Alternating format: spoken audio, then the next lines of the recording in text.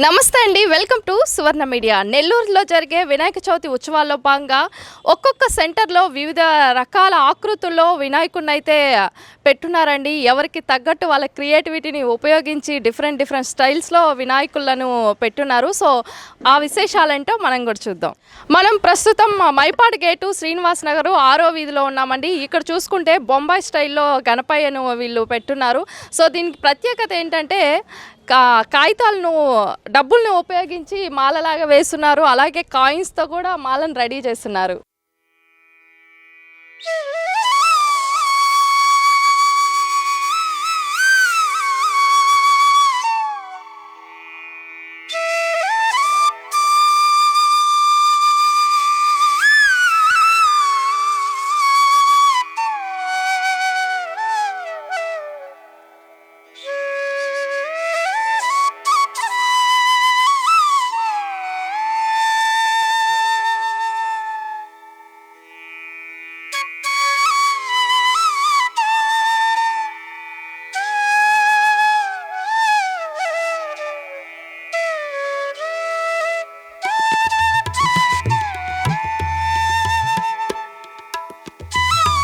శ్రీనివాస్ నగర్ 6వ వీధి ఉత్సవ కమిటీ అయితే మనతో ఉంది, వాళ్ళతో మాట్లాడదాం. నమస్తే అండి, చాలా అందంగా ఉన్నారు గణనాథులు. ఏంటి ఈ సంవత్సరం ప్రత్యేకత? ఈ సంవత్సరం వచ్చి మనము ముంబై స్టైల్లో వినాయకుడిని ప్రతిష్ఠించడం జరిగింది. ప్రతి సంవత్సరం ఒక కొత్త రకంగా మేము జరపడం జరుగుతుంది. ఒక్కొక్క రోజు ఒక్కొక్క అలంకరణ, ఒకరోజు ఫ్రూట్స్ అలంకరణ ఉంటుంది, ఒకరోజు ఫ్లవర్స్ అలంకరణ ఉంటుంది, ఈరోజు బెలూన్స్, ఇలాగా ఒక్కొక్క రోజు ఒక్కొక్క ఈవెంట్. ఈరోజు ఈవినింగ్ ఒక ఈవెంట్ ఉంది, డ్యాన్స్ ప్రోగ్రాము, నిమజ్జనంకి డీజే, ఇలా అన్నీ కొత్త రకంగా చేస్తుంటాం. మేము దాదాపు 14 సంవత్సరాల నుంచి వినాయకుడిని ప్రతిష్ఠించుకుంటున్నాము.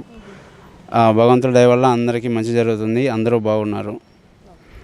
మాకు సహకరిస్తున్న దాతలందరికీ మా హృదయపూర్వక ధన్యవాదాలు, నమస్కారాలు. మనమైతే ప్రస్తుతం రేబాల వీధిలోని టౌన్ హౌస్పేట దగ్గర ఉన్నామండి. ఇక్కడ వెరైటీ ఏంటంటే ఇక్కడ ముత్యాలతో గణనాథుని ప్రతిష్ఠించారు. సో చూడ్డానికి ఎంత చక్కగా ఉందో. సో దీని తయారీకి కూడా చాలా టైమే పట్టుంటుంది. సో ఆ విశేషాలు మీకోసం. సో ఈ ముత్యాలతో అలంకరించిన గణనాథుడు చూడండి ఎంత చక్కగా ఉన్నాడో. దీనికి వారం రోజులు టైం పట్టిందంట. 1,00,000 ముత్యాలతో అయితే ఈ గణనాథుడిని అలంకరించారు. సో 10 మంది కలిసి వారం రోజులు పనిచేస్తే ఇంత చక్కగా గణనాథుడు మనకు ప్రత్యక్షమవుతున్నాడు. చూసారా ఎంత వర్క్ ఉందో దీనికి. సో చాలా చక్కగా చేస్తున్నారండి. గోల్డ్ కలర్ ముత్యాలను అలాగే తెల్లటి ముత్యాలను ఉపయోగించి ఎంత చక్కగా తీర్చిదిద్దారో గణనాథుడిని.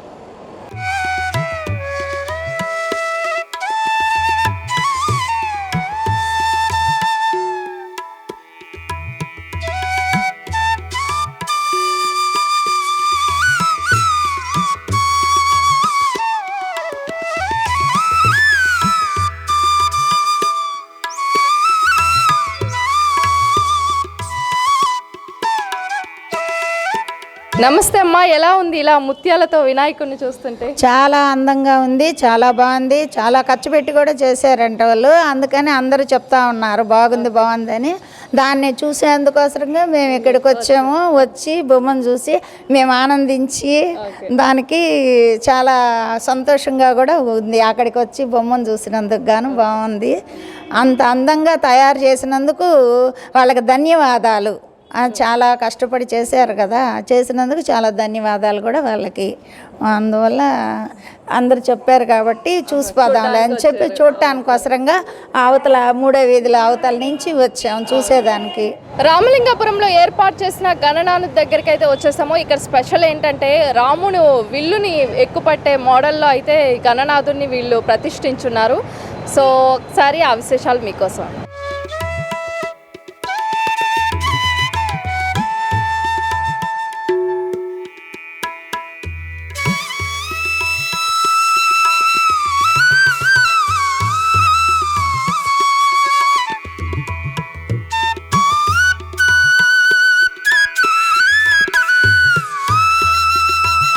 మనం దండువారి వీధిలో ప్రతిష్ఠించిన గణనాథుని దగ్గర ఉన్నామండి. ఇక్కడైతే గుర్రము ఏనుగు మీద అధిష్ఠించిన గణనాథుని ఇక్కడ ప్రతిష్ఠించున్నారు. నమస్తే స్వామి, గణనాథుని ప్రతిష్ఠించారు. ఈ సంవత్సరం ప్రత్యేకత ఏంటి?